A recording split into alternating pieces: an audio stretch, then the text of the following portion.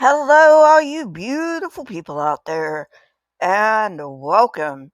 If you're new, why don't you go down and hit the subscribe button and ring the bell? I'm sure you won't be disappointed. Welcome back to my fans and subscribers.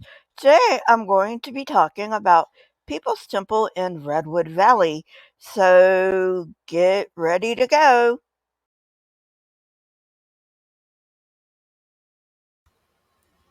In San Francisco and Los Angeles, as soon as permanent People's Temple dwellings were put there, newcomers were singled out for full-time temple service. Also, this took place in Redwood Valley. The temple service would not pay, but their financial needs were taken care of. The reason they needed full-time staff was because there was always something to do, either taking someone to the doctor or to social workers or visiting people in the hospital or any number of things that needed to be done in People's Temple. And because most members had full-time jobs, this limited their availability. Now, the full-time People's Temple's workers were usually vetted by Jones, although sometimes they were vetted by a subordinate. The temple bought many houses in Mendocino County, most of them right adjacent to the church. And as space permitted, the members were encouraged to quote unquote go communal, or other words, live on site. In return for the people's material needs being met in these houses, members gave up their income, whether they worked or if it was child support or anything else. They gave up their incomes in order for their material needs to be supported. In turn, the church bought all of its needed supplies in bulk, thereby making a profit.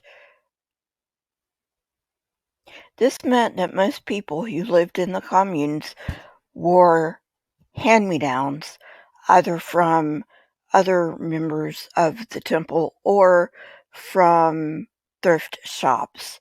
However, professionals such as lawyers, doctors, whatnot, did dress more nicely.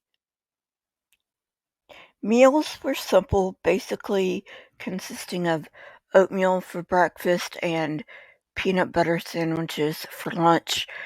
This not only helped in saving money, but it's also a pretty widespread quote unquote brainwashing technique. Low protein meals.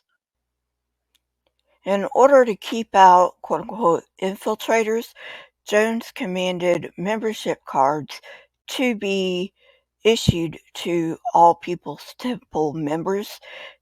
This serves to strengthen the us versus them narrative, which is a very common cultic practice. Interactions with outsiders was frowned upon. Movies and the such were prohibited. Even going out for the occasional social hour with coworkers was frowned upon. This, again, is a common tactic of cults, isolation. Jones demanded an inordinate amount of time from his followers, insomuch that even the most dedicated sometimes complained. However, they felt that Jones himself was giving an example because they never saw him take a break. When well-educated members who had been well off before joining the temple seemed resentful of the time demands, Jones reminded them that when they were well off, they were on the backs of the working poor. This is also a technique in cults, which is guilt them.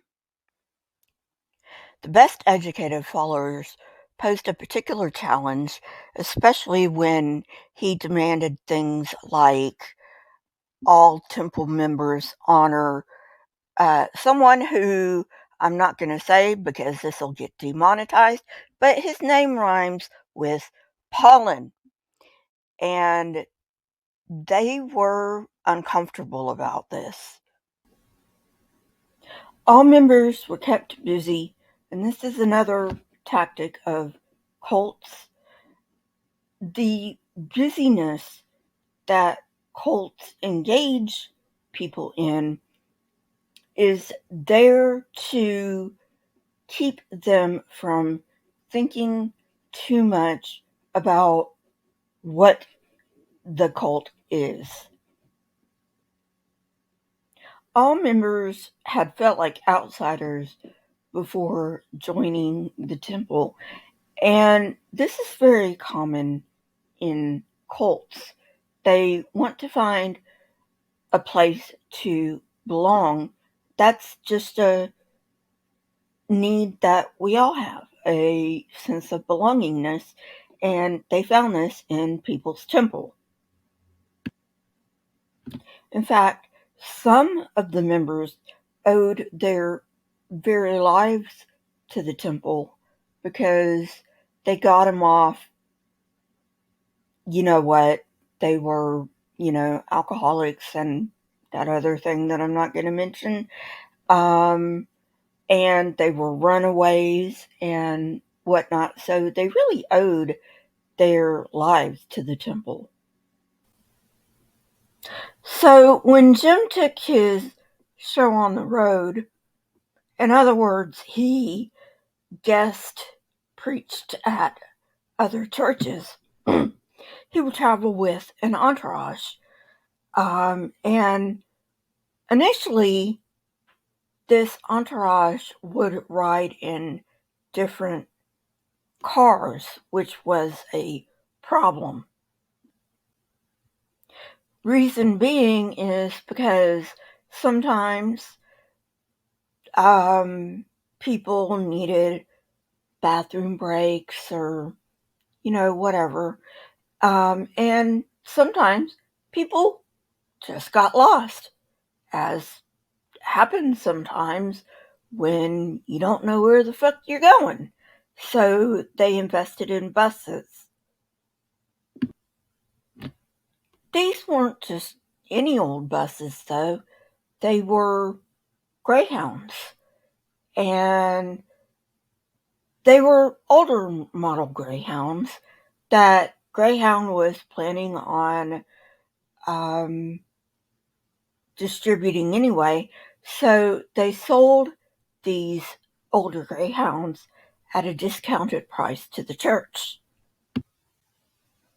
He also purchased an old school bus to haul sound equipment around because he absolutely refused to rely on the local sound system for sound for the live music and the sermons.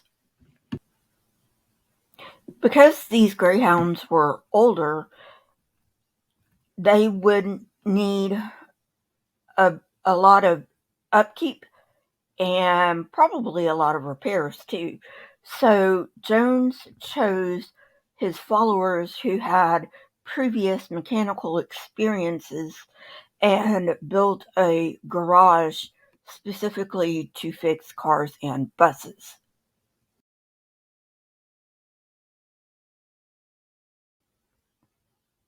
And usually, to get this Class C license, there are schools, if you want to call them that. They're only like 3 weeks long, which is utter nonsense, but anyway. Um, but back then, these drivers were just trained by putting them behind the wheel. And then they would get the license. Now, like I said, today it's a Class C. I don't know whether it was that way back in the day, but they did need to get a special license, which makes me wonder how they drove on the road without this license. Maybe they did go to school. Who knows? By the way, today these schools no longer put newbies on the road. Um, they have closed courses for these newbies. So, you know, don't panic, you know, at least in some states. Other states, I have no idea.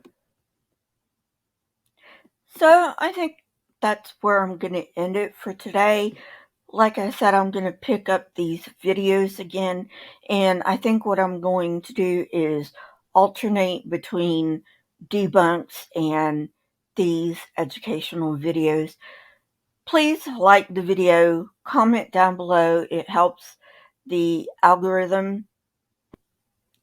And if you have the financial wherewithal, please consider becoming a member of this channel. You can become a member for as low as 99 cents a month. You get custom emojis and debunks early. You will also be getting these videos early. Thanks for watching. I really appreciate it. And you may be wondering why I treat Jones like a person. And that's because, he was a person. He did a lot of good, although that good was totally reneged by what happened at the end of his life.